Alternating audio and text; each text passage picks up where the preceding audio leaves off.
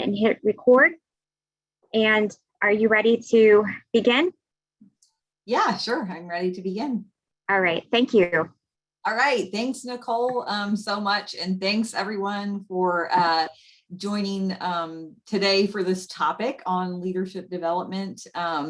Some of you are going to be probably much more knowledgeable in this subject even than I am, but I did want to talk about what I did here in Kentucky in Woodford County. And it actually was a project for my master's, which I completed in 2019. So all of this I did in 2019, and I'll talk about what my project was and just what we did with this leadership development toolkit. So my question to you all, if we could take just a moment, would be, do you currently have a leadership development component in your Master Gardener program?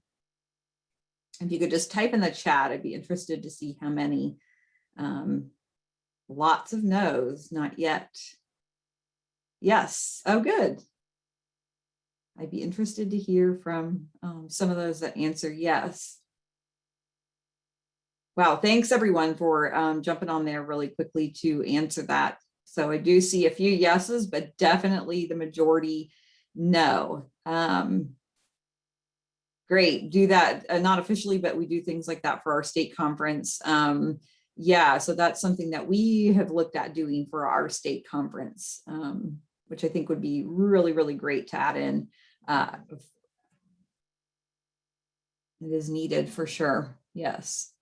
I'm not able to see all the comments, but definitely I saw lots of no, but would like to have a program. So that's what I found with as I started doing this project. And I was working with our, you all may know Rick Durham. He is the state coordinator in Kentucky for our Master Gardener program here in Kentucky. And so this kind of started as I was getting my master's, that he helped with a project for me. And I work with the Master Gardeners here in Woodford County. How we do it in the state of Kentucky is we have a extension agents in every county in Kentucky. We have 120 counties. So we're very fortunate to have extension agents in every county, but not all of them have Master Gardener programs. So I'm the horticulture agent. There's not horticulture agents in every county in Kentucky, but for those that do, either have an agriculture agent or a horticulture agent that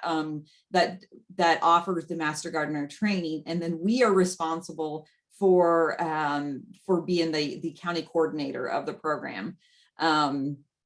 So I became interested in it because I have a pretty good Master Gardener program here, and so Rick Durham and I developed this project for my master's that I will talk about today. So now I will go into, if I can, hopefully, Nicole, I can still advance the screen because I was able to earlier.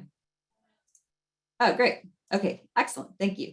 Okay, so as I mentioned, the title for my master's project was Developing and Evaluating an Extension Master Gardener Volunteer Leadership Training Toolkit.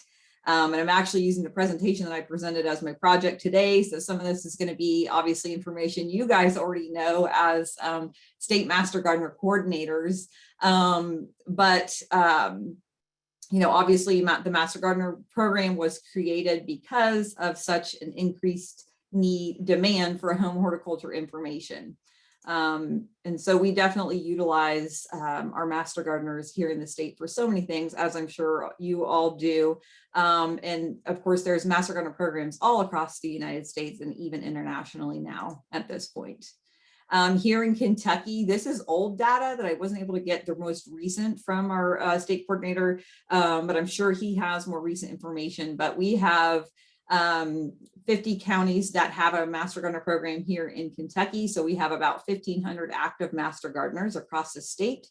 And oops, sorry, I am skipping through. Let me make sure. Okay. And so, as I mentioned some earlier, the county extension, as county extension agents, we administer the training, the Master Gardener training, and oversee the program in our county. And so volunteers are certified. We go through the training with all of the horticulture and topics in that training. And then of course our volunteer service commitment here is 40 hours once they complete the training. And then to continue their certification, they have to complete 20 hours of volunteer service and 10 hours of continuing education. Now that's the minimum requirement. Some counties do more than that. But that's what we require here. Where I am in Woodford County is 40 hours once they complete the training. And then after that to continue their certification, 20 hours and 10 continuing. And so I partner with another county right adjoining Woodford County. It's Franklin County, and our course is 15 weeks long, and we meet every week for 3-hour classes. And we offer the training every other year. And normally we have about 25 participants. I currently have about 35 Extension Master Gardeners here in Woodford County, but we just had about 23 graduate, but of course not all of them move on to complete their hours and become certified Master Gardeners. So I normally have around 30 to 35 active volunteers, which is quite a lot for the population here in Woodford County is only 25,000. So we're a pretty small county. But that is shared with some volunteers that serve in that Franklin County that we partner with. This is just a member information sheet that we have about our current projects and what they would be volunteering in. So now I'm going to move on to the information that you are here to listen to or learn more about with the leadership program. So the situation and kind of why we looked into creating this leadership development program, because as you know, managing a Master Gardener program and volunteers requires a significant amount of a county extension agent time. And so as a county extension agent, I never received a training in managing volunteers. So it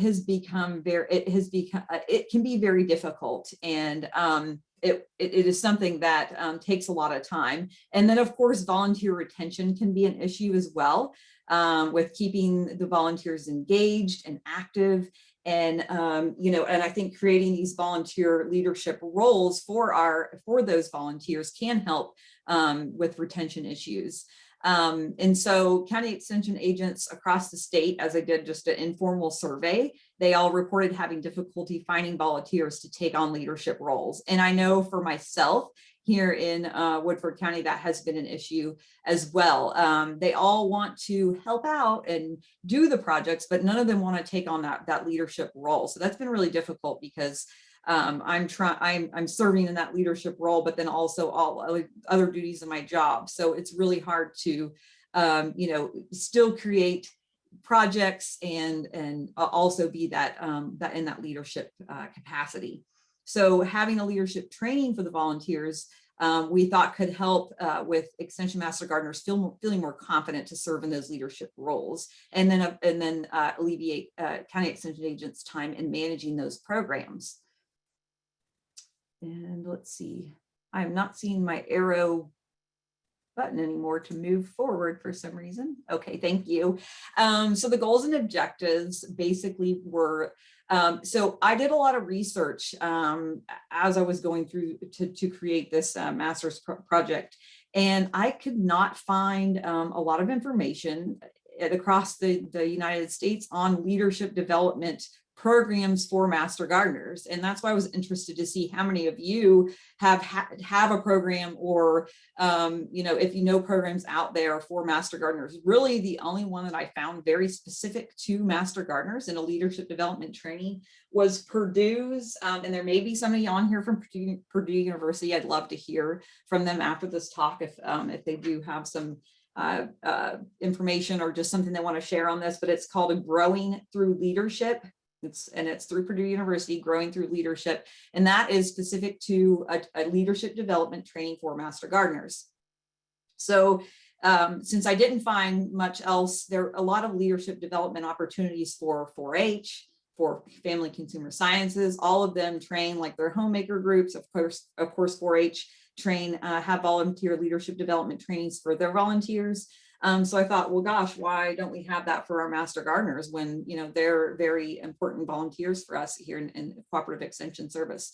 And so I went on to use some information from Purdue's Growing Through Leadership training, but then we actually have our Kentucky Extension Leadership Development, or KELD as they're called, materials that are leadership development training toolkits, basically, that have facilitator guides. They have survey, all the information you would need to lead in these different topics. So we wanted to see the effectiveness in using these leadership development materials that are already in existence to not have to recreate the wheel, and then measure the participants' perception of their leadership skills before and after participating in this program that we did, which I will go on to talk about.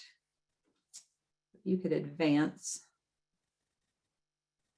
for me, Nicole. Sorry that I don't have the arrow on here. Thank you. There it is again. Yay.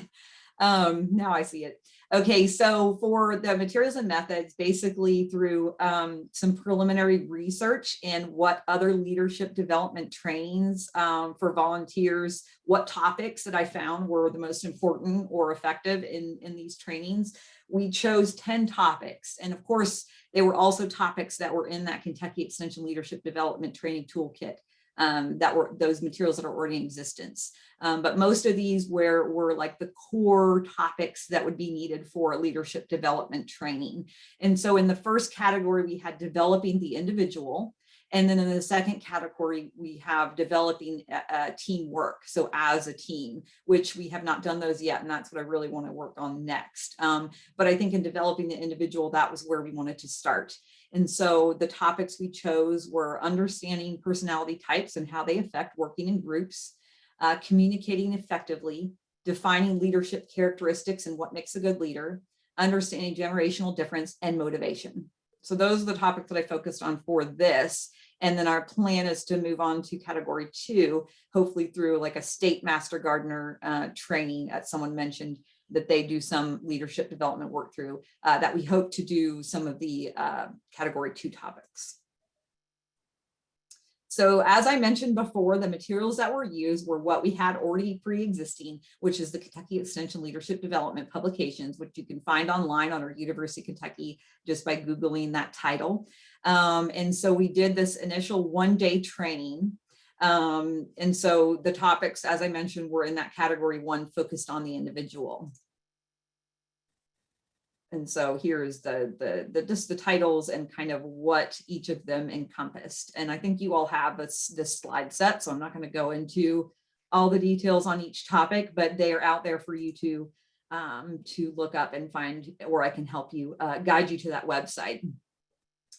So basically how we did it is I did a day here in Woodford County for Master Gardener coordinators that are in and around this county, and then out in Western Kentucky.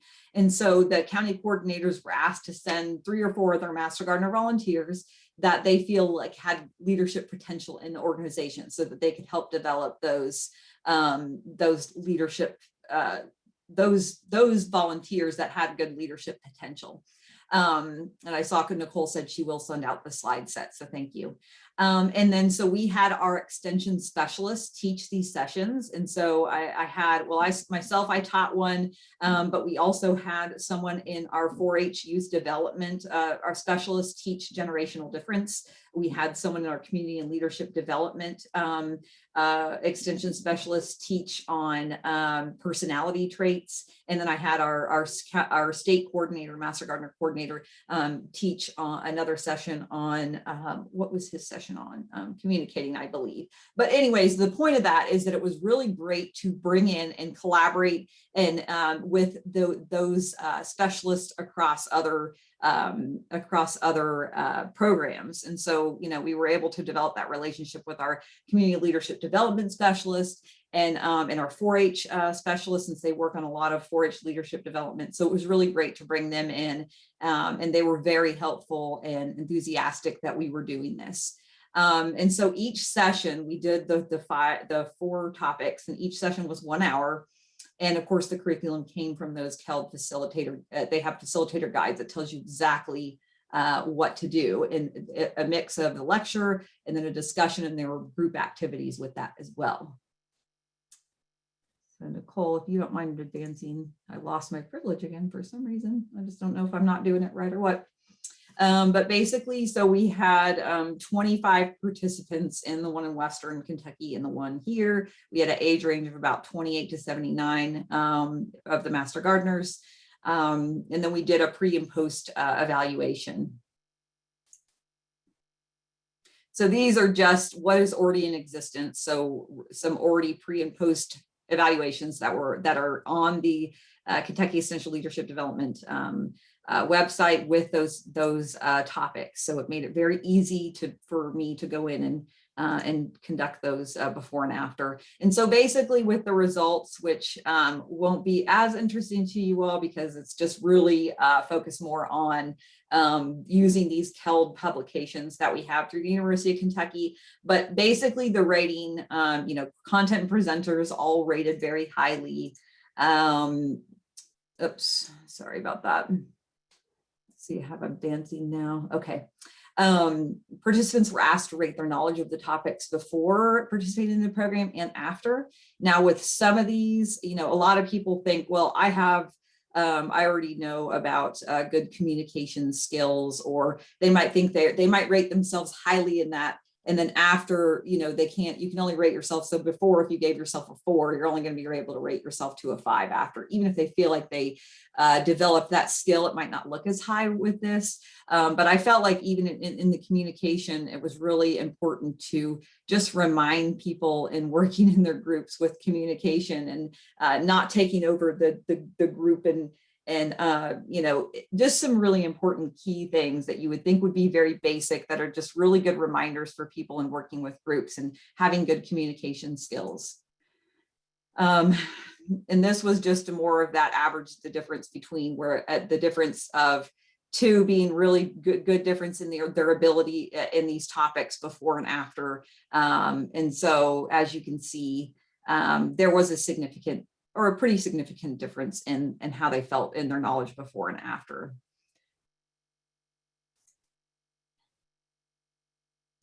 And then to what extent will you use the information learned? So, everybody said that they will use this information.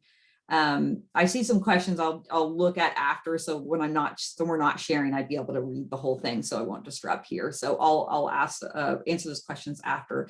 But basically, participants were asked if they would use the information learned. Most of them said they would use the information within 3 to 6 months after the program. As I said, I'm going through this pretty fast just because it's not, the most important information for you all here. So I think the discussion part will be great. But everybody was very satisfied with the training. And so kind of overall summary questions, did this increase your desire to get involved or increase your involvement in Master Gardener organizations? So this was out of 5. Most people answered about 4. How much did this program increase your confidence to take on leadership roles? They did a 4 out of 5. As a result of the program, do you feel more effective in your work as a Master Gardener? 4 out of 5, 4.32 out of 5. How much did this program provide you with resources to support your leadership? 4.24. So overall, the program went over really well. Everybody was happy. They felt like they improved their leadership skills and they might be more likely to use this to use that leadership information. Anything else I'm trying to see on here that would be relevant to point out? And most of them you would be interested in participating in additional leadership class. And with that, actually, I have had just as a yearly thing I do with my Master Gardener group now that I've created this relationship with our extension specialists in the community and leadership development department. I now have her do a personality assessment or program with me each year. She comes in, and that could be something maybe that could be at a state Master Gardener training that I think would be really helpful. But even just that personality test, it was really good that I think would be great to use that information in your groups to bring and say, okay, what's your personality, and who with those, once you find out those personalities, who would work together better than, or who would work together best. But so in a lot of these topics, I think even just individually using them would be helpful too. So even if you just took one of the topics and incorporate that into your programs. So this is just kind of the conclusions I found with what we did with our study, that those KELB materials from the University of Kentucky are effective in improving participants' skill levels. It had a positive impact on participants' perceived leadership development, skill development. And the knowledge gain varied from session to session, depending on how much they felt like they knew before. But overall, future classes could be adapted to provide maybe shorter sessions on something like communication skills, but more time on the sessions that they feel like they needed more development on. I think the KELB materials could be adopted for a statewide Master Gardener leadership development training that we could do like at our state Master Gardener conferences we have each year here in Kentucky. And so, they could even be used as like a train-the-trainer opportunity for extension agents that are interested in creating leadership development opportunities in their county. And so in the toolkit that we developed with those first 4 or 5 topics, that is available to agents here in Kentucky to use. So with that, I know I went through that quickly, but I do want to get to kind of questions and discussion so that you all can get really what you want, what your questions answered and your comments on this.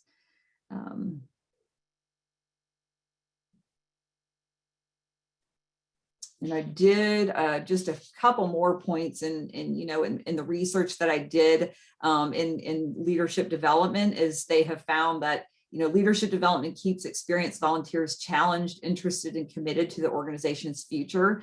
And it benefits those individuals personally and professionally in enhancing their leadership skills. And so developing one's volunteer leadership expands self-awareness, which I think is really important. I think that's the point I was making in communication skills, your self-awareness, increasing your self-confidence, enhancing the ability to appreciate others' point of view, and it increases responsibility for one's own actions. So those are just some of the kind of the key points in how this leadership development program can help your volunteers. So Nicole, I don't know if, so to just pull up the chat box and kind of start going through. Yes, I think there's an issue if we're both using the mouse. So we can go ahead and start to address those questions in the chat box. And then of course, if you have others, then go ahead and add those in.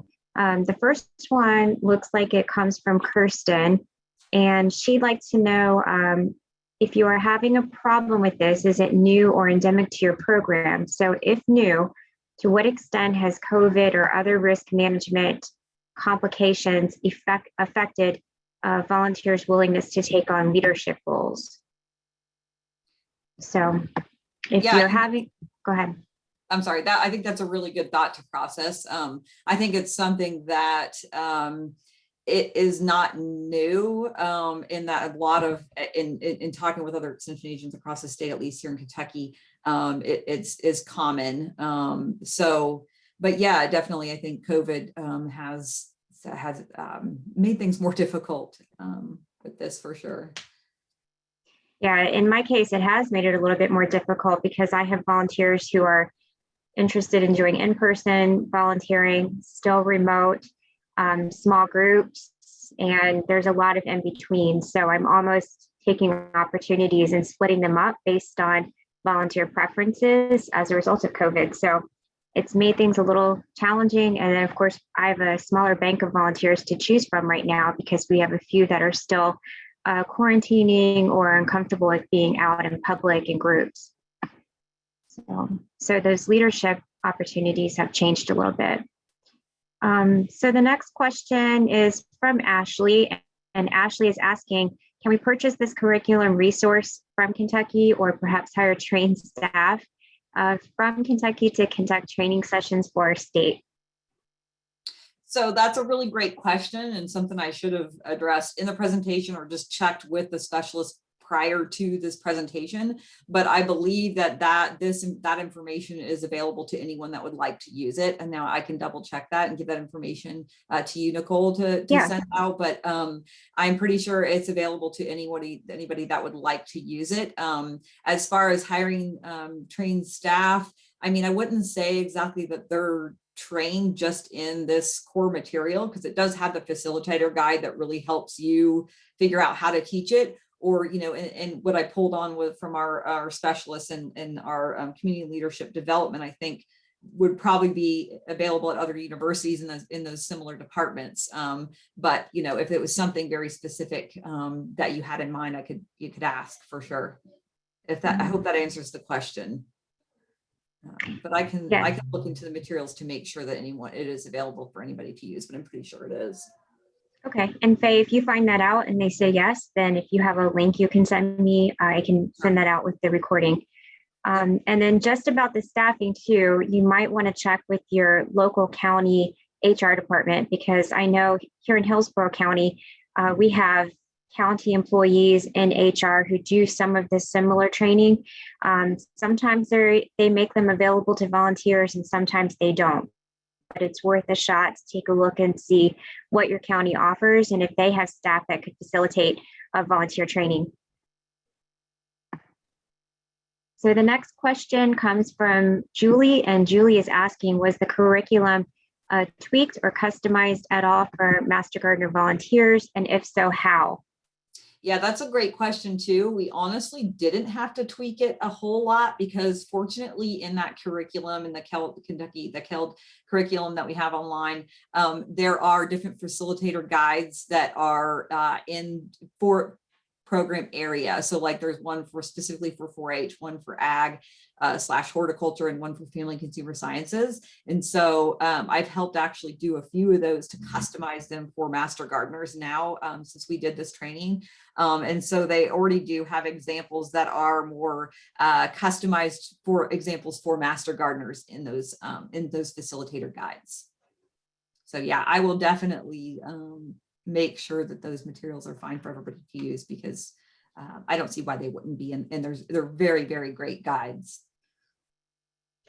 I have a question, Faye, and then we'll go to the next one from Karen, but I may have missed this, but when do you intend to work on the category 2 topics, developing teamwork? So I know this first round focused on 1. Yeah, so that's a great question. We haven't set a COVID threw everything off or plans. Like we talked about doing it for 2020 at our state Master Gardener conference. But then since some things changed and it was a different hosting county, we weren't doing it in person.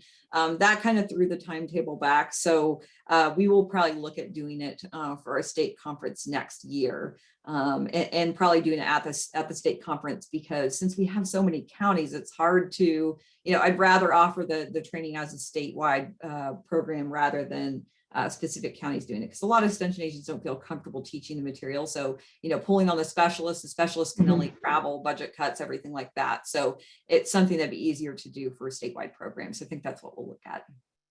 Yeah, I was thinking for some of the topics like managing conflict, it might be helpful to have a trained facilitator in a class like that. It depends on the group, but yes. Yeah. And so for what we did too, I was going to bring up once again that training, I want to make sure I get the name right, so I'm looking, but the Purdue University Growing Through Leadership materials. I don't know if those are something that other states could use as well, but could be looked into, possibly contact them.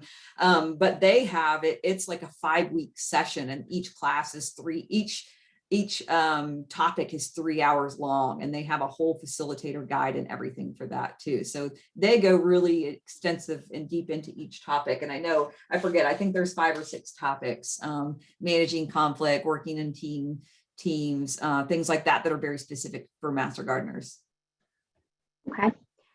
So Faye, the next question is from Karen, and Karen is asking, were the training classes mandatory or optional for all of your county master gardeners?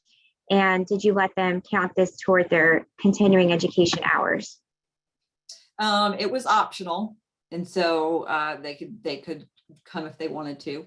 And then it did count to CE hours for sure. Okay. And Wendy Wilbur has a comment that Florida has a standalone Master Gardener Volunteer Leadership School held biannually since 2012. We have seen similar results. Just a moment, let me scroll down. Hang on a moment. Now I've lost it. Thanks for bearing with me. Okay. We have seen similar results as you have shown. So yes, and I can attest, we have sent some of our master gardeners to the state leadership school, and they come back inspired and ready to choose a new project and to lead other people. So it's been very helpful. And that it's also been a great collaboration because, then the state can help with the training, and it's not necessarily something to add on at the county level. So it's nice that our state offers that. That is really great. Mm-hmm. So Charlotte Glenn is saying to empower Master Gardener volunteers to serve as effective leaders and inspire them to accept leadership positions were among the top 10 training needs of coordinators from the 2020 National Volunteer Engagement Training Needs Study. So what Charlotte is saying, that those of us who coordinate volunteers say we need help empowering them to be effective leaders and accept those leadership positions. So that's in the top 10. Which kind of brings me to the way that you laid out your category 1 and category 2 and pick the topics. Did you ask volunteers if they had ideas for other topics? And I'm just curious, I'm always interested in, what we think that people want to learn and what we teach, and if they learn from that and have suggestions for other topics. So did they come up with anything that they thought would be helpful as well? So that's a really interesting point, and something we definitely debated as like a committee that I brought together from that specialists in 4-H to leadership development, our community and leadership development specialists in our CLD, community leadership development department, as well as our state coordinator for our Master Gardener program. And we debated on do we ask them what topics they but they don't know. It was a whole discussion, and I think it would be interesting to see what topics they would pick. But these are ones that we thought. And I did a survey of all of the county Master Gardener coordinators across the state to see to try to get it to be topics that would help them, what they struggle with their volunteers, what they think. But I think it would be definitely great to come from the volunteers as well. But sometimes they don't know what they don't know, or they don't know what they need. So even an example with that, and that sounds awful, but in some of this, I think it's important to help us and also help them. Maybe they don't think they need help with communication skills, but some of them definitely could, have reminders of those basic things. So yeah, I think that's something that we could reach out to the volunteers as well for, but we didn't in this case. Yeah, it makes me think, when we do horticulture training, embedded in that is just computer literacy. And sometimes they don't have the confidence in doing something because they aren't sure how to navigate different websites and things like that. So sometimes you can really explore and find out these kind of hidden things that they like to improve on or learn more about. So yeah, be interesting to see if they come up with suggestions in the future. I do want to get back to the comments and questions in the chat. And Wendy has a comment that for the leadership school that we talked about a moment ago, she takes a limited number of leaders every other year, and delivering the program at the county level is very exciting. It could also be done regionally, which I think is a great approach.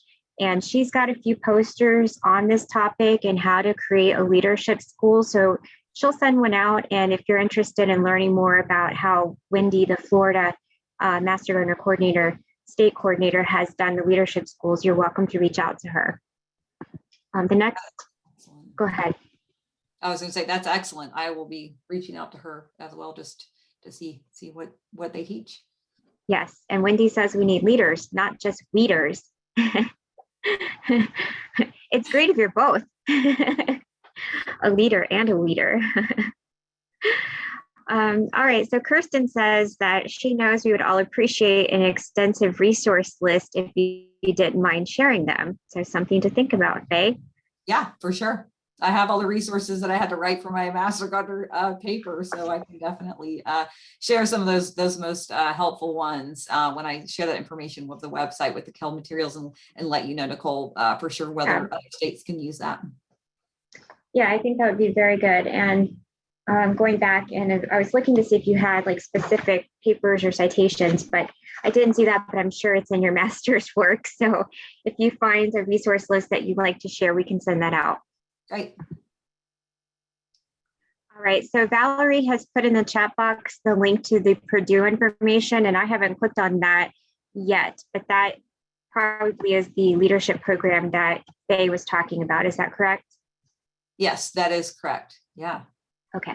All right. So we can send that out as well. Oh, thank you, Valerie. Yes. Okay. And I think we have gone through all of the questions and comments. Do we have any others or did we miss any?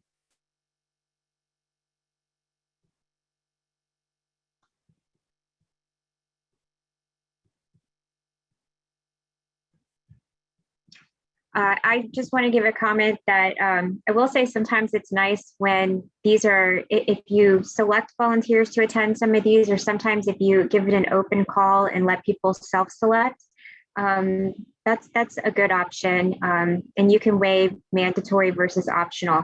But I do have a caveat. One time we did the personality test and we did the true colors here in Hillsborough County, and everyone enjoyed it, but one person, and one person thought that it was a little bit too personal and just, got too much into her head. So she didn't like that as much. So be aware that sometimes people may or may not like some of the topics, and just keep that in mind.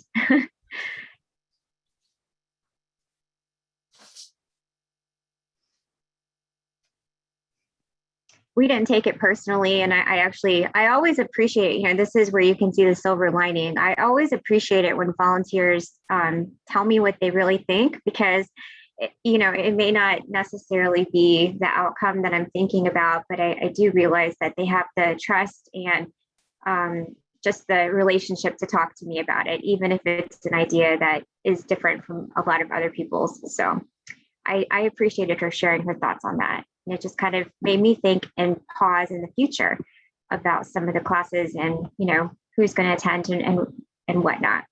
So Kirsten says, I'm so curious about others' programs.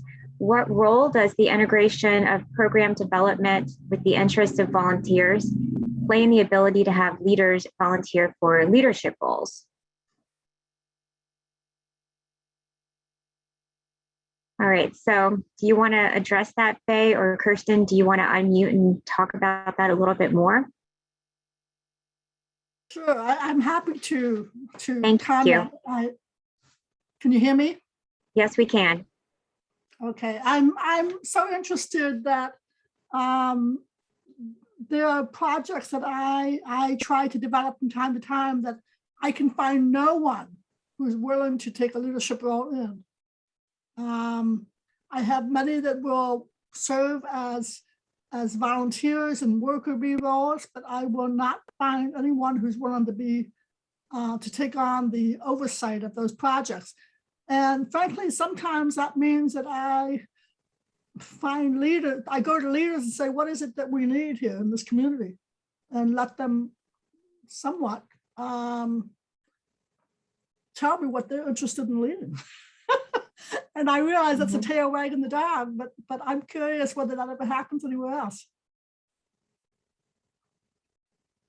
It definitely happens with us. And like you said, no one wants to take on that leadership role, and they want to help in any way they can, but they don't want to lead. And so I don't have any long-term, with doing this leadership development program or project for my master's, we just did it for that fall of 2019. So I can't say, long-term, if it's helped as far as getting them to take on those leadership roles since we hit COVID after that, but maybe some others can comment on that. Oh, I'd love to comment. So first of all, I want to say hi to Faye. I'm from Kentucky. Oh, yeah. I live in Pennsylvania, but I went to UK and I'm from Pike County, Kentucky. So it's great to see you here. But anyway, so to Kirsten, what we've done in Pennsylvania, we've started being really, really selective in who we admit to the program. So we ask all kinds of questions on our application about things just like that. Would you want to be in the leadership position, or will you take on leadership roles? And sometimes when you're a little more, I know I hate to say it like that, but if you're a little more selective in who comes in, then you have people that will fill those roles. Yeah, I would agree with that. I'd add on to it also that sometimes, our volunteers are very shrewd and some of them volunteer for other organizations as well. So making sure that you know what you're asking them to do, because I think people are reluctant, especially now when they're reevaluating their time and commitments because of COVID.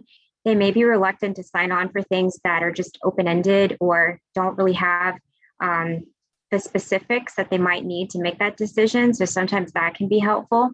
And I learned a very important lesson a few years ago where I was having trouble finding people to help with some specific roles. And a volunteer told me, well, you need to ask me. And I thought, well, that's really interesting, and now what I've done is kind of kept a running list of when I see people with specific skill sets or motivations, and I will ask specific individuals as opposed to often an open call. And I always give them the option. I'm a nice coordinator. I say, if this works for you, please let me know. If it doesn't, I understand. That way they can make that decision and don't feel compelled to do it because I'm asking. That approach actually I've been able to fill a lot of interesting, very specific roles. And I think it was really a lesson to me that people really want to be asked personally sometimes to do something. So that's just my experience. That's a great point. Yeah.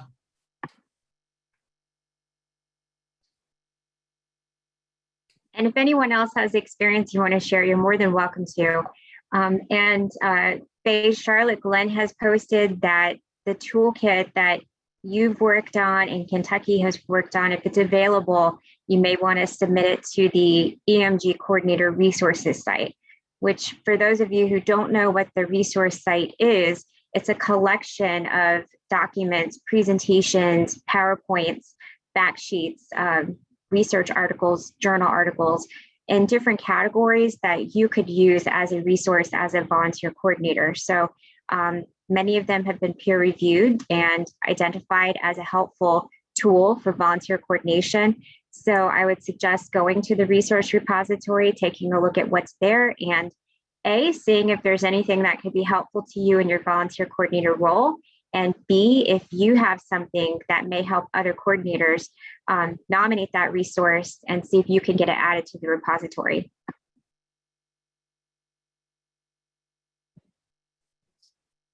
Excellent. I will go on there and do that. And I'll be, getting the information to everybody about those KELD resources, but also trying to put it on this website as well. Yeah, and Bill has a suggestion. When I get an idea or one that is submitted as a project, I let the MG complete the project application and name a co-coordinator and suggested EMGs that may be interested. So that's a great approach. Thank you for that.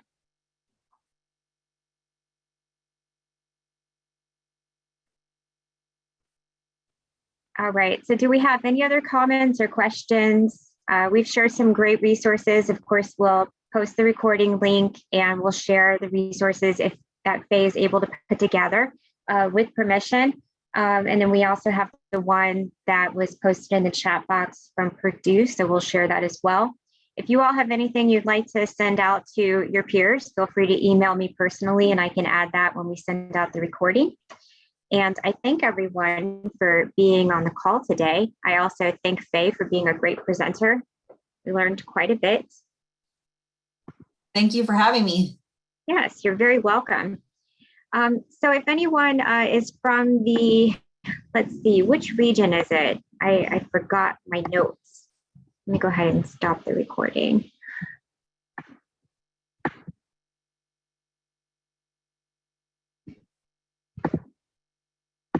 All right.